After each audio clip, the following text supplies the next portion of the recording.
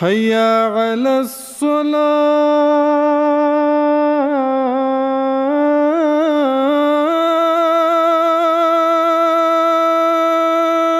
رمضان المبارک ایک ایسا ببرکت مہینہ ہے جس میں ہر مسلمان اللہ تعالیٰ کا قرب حاصل کرنے کے لیے مختلف قسم کی نیکیاں بجا لا رہا ہوتا ہے۔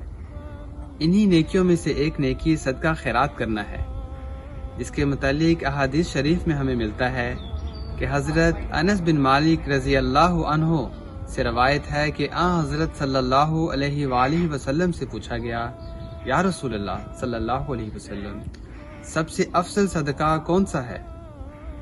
اس پر آپ صلی اللہ علیہ وآلہ وسلم نے فرمایا کہ سب سے افضل صدقہ رمضان میں صدقہ کرنا ہے۔ نیز ہمیں ملتا ہے کہ رسول اکرم صلی اللہ علیہ وسلم اس ببرکت مہینہ میں تیز ہوا کی طرح چلنے والی آندھی سے بھی زیادہ صدقہ و خیرات کیا کرتے تھے۔